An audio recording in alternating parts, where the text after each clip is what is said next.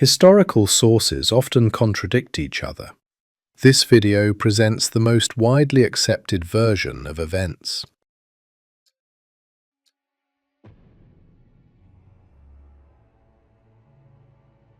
Three episodes, one life. Julius Caesar, hero of Europe or maniac with ambitions? Episode 1.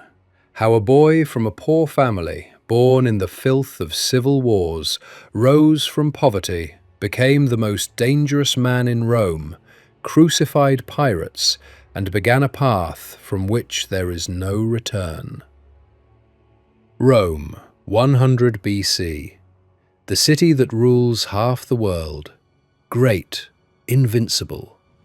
But inside, filth, intrigue, and blood. Gold for some, hunger for others. A temple on one street and a slum on the next. The Forum, where everything is for sale. And shadows, where everything is killed. In this hell, a boy was born, destined to destroy everything and build it anew. Gaius Julius Caesar was born into a patrician family. Sounds proud, right? In reality, they were poor. No money, but ambitions in abundance. His uncle, Gaius Marius, a great general and reformer. But he also unleashed a reign of terror. He massacred everyone who opposed him. Bodies lay on the streets of Rome for days. His supporters were called the Party of Murderers. Caesar, as Marius's nephew, inherited this connection and the curse. His mother, Aurelia, was different. Cold, intelligent, iron-willed. She didn't let the boy break. She taught him Greek, rhetoric, and, most importantly, never show weakness. In Caesar, from childhood, two wolves lived. The wolf of cruelty from his uncle Marius, and the wolf of cold calculation from his mother. At 16, Caesar was elected to the position of Flamen Dialis, the high priest of the king of the Roman gods, Jupiter. Sounds incredibly prestigious, right? But behind this was a cunning political calculation by his relatives. The thing is, the priest of Jupiter was entangled in so many prohibitions that this position made him useless for big politics. Just look. The Flamen Dialis was forbidden to touch a horse, look at an army, spend a night outside Rome, wear clothing with knots, and even swear oaths. In essence, they wanted to lock him in the temple forever, turning him into a living doll in a ridiculous white conical hat, the apex. It seemed his career was over before it even began. But then dictator Sulla enters Rome, his enemy, Caesar's uncle, Gaius Marius. Marius was consul 7 times, but became famous for bloody terror. He massacred all opponents and left bodies to rot on the streets.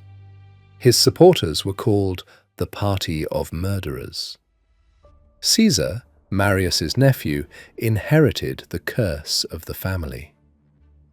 After Marius's death, a civil war began.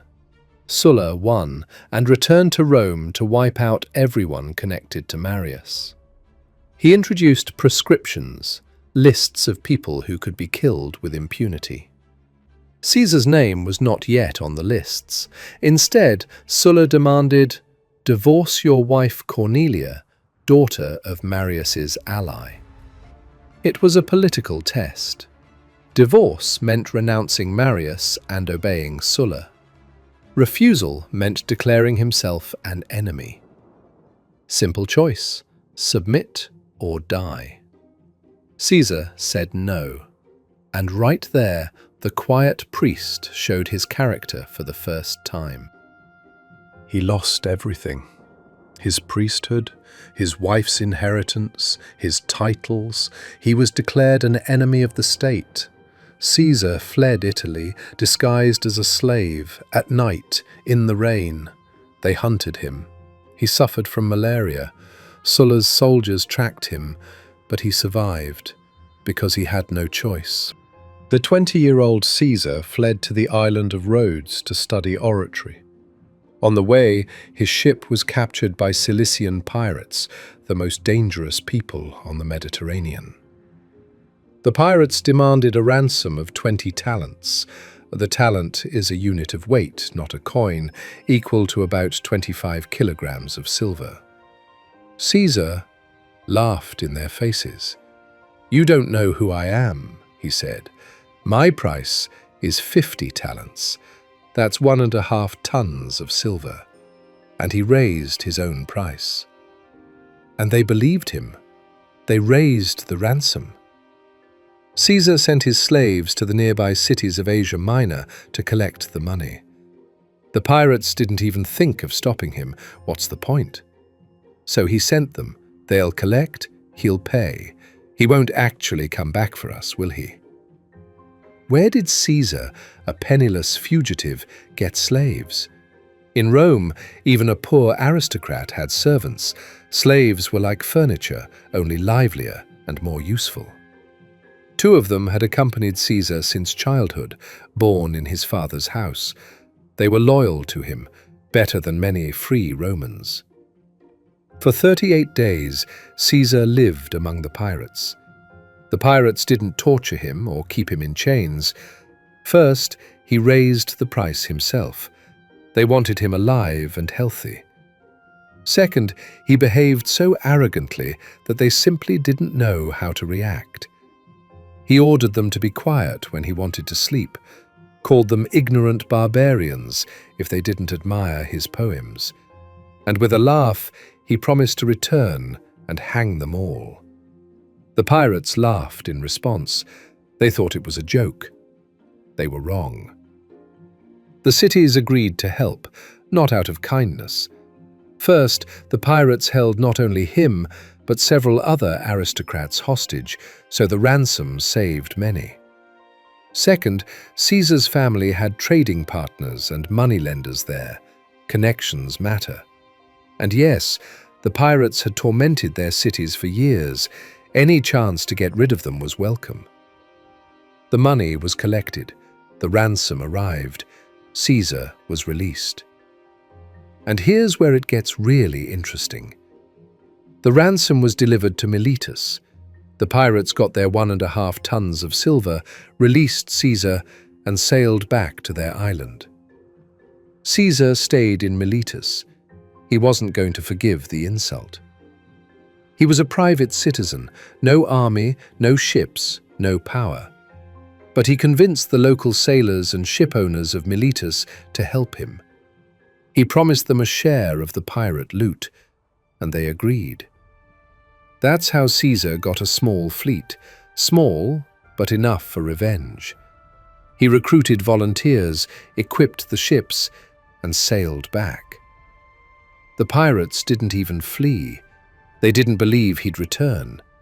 He caught them by surprise, took back his 1.5 tons of silver and all the pirate loot. He took the pirates to Pergamon and ordered them crucified.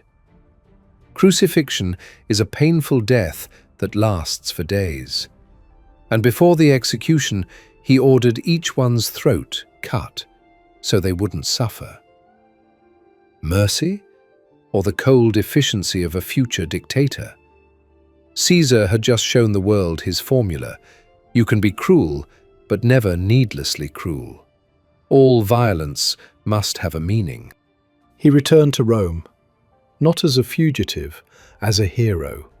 The story of the pirates spread throughout the city. The common people loved him.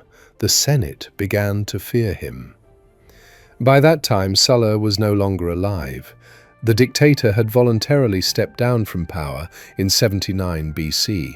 He simply resigned, shocking everyone.